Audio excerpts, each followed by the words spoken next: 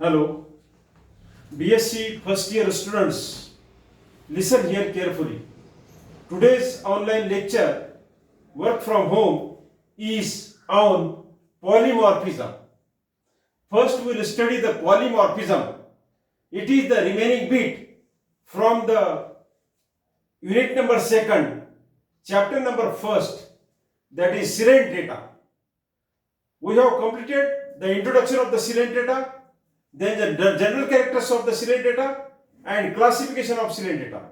And only last bit, that is polymorphism, remain from that topics. So today we will study here polymorphism. So what is the polymorphism? First, try to understand the definition of polymorphism. What is a polymorphism? Listen here. The different types of zoids occurring together but doing different functions, it is called as the polymorphism.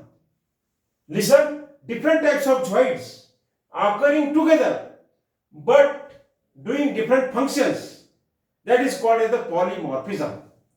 This polymorphism is a unique character of the phylum Silentata.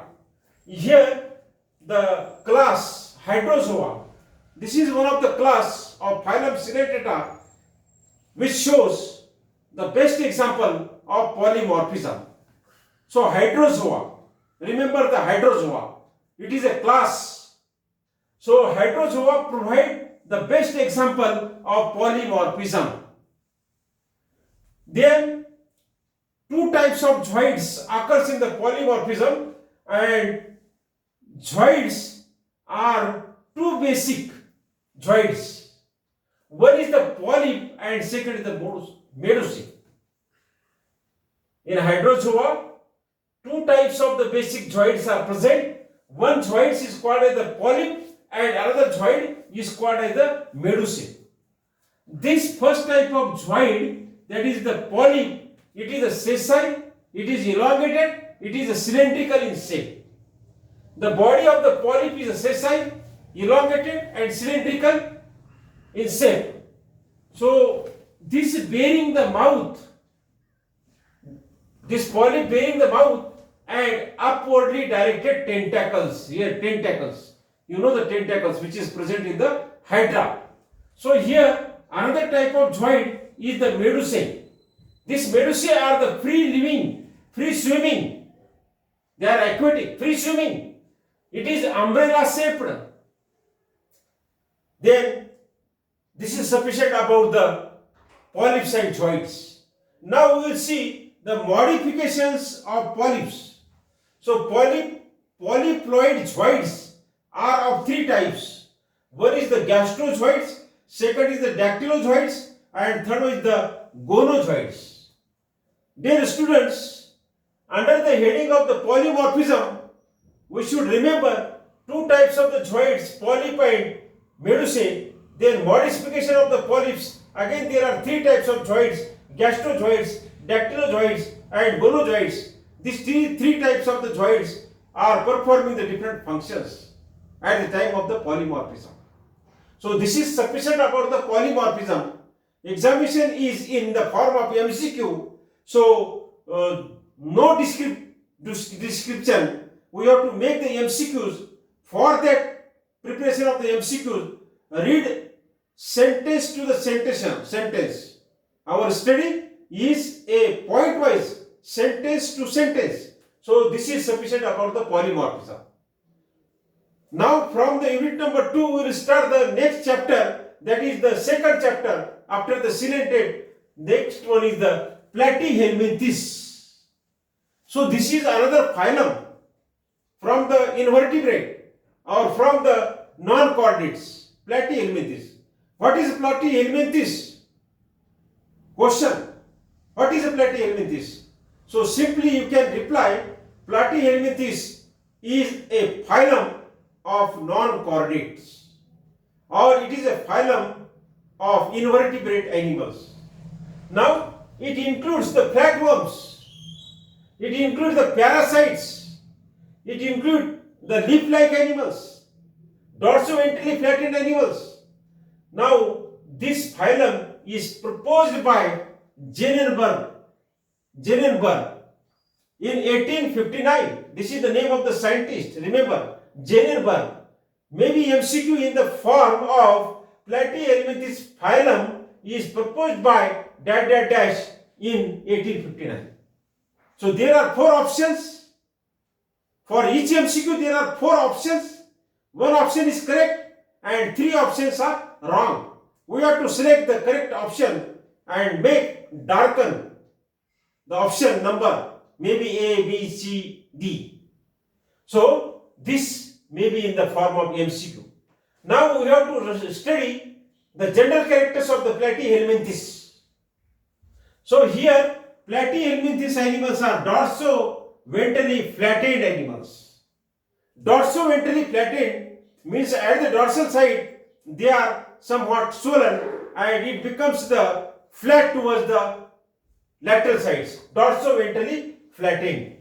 Then they are bilaterally symmetrical animals. If we are taking the cut from the center, two sides are mirror image, two sides are similar, so they are called as the bilaterally symmetrical.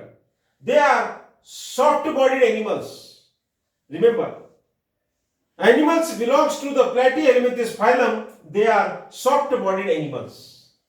Their exoskeleton and endoskeleton.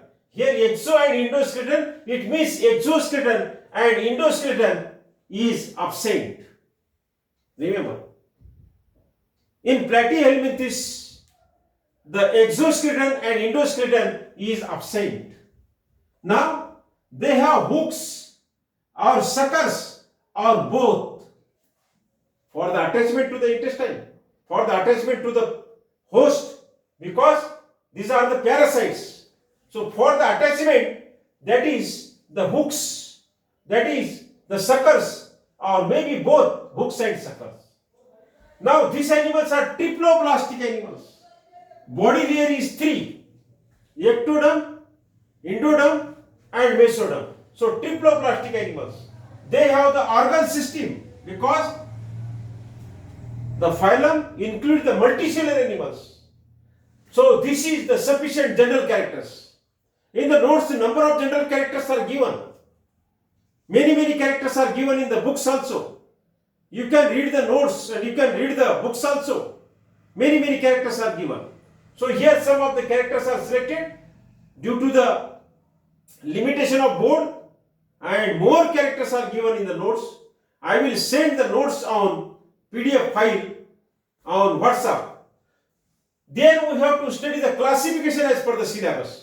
So here the classification means the separation of the animals, dividation of the animals, or grouping of the animals as per the criteria, means feeding habit, living habitat, or different criteria used for the classification. So the phylum Platyhelminthes are divided into the three classes. So here three classes. All the Platyhelminthes animal, they are 10,000 to 50,000 species. Remember, Platyhelminthes ह्या phylum मध्ये 10,000 ते 15,000 वेगवेगळे parasitic animals आहेत. So that are divided into the three groups, which is called as the class. So the first class is the Terbellaria. Terbellaria is the first class. So similar characteristic animals are kept in the Terbellaria class. One is the common example, that is the Planaria. Planaria. It is a common example of the class Terbellaria. Number of examples are there. Now, second is the Trematoda. So, Trematoda is another class of the phylum Platyhelminthes.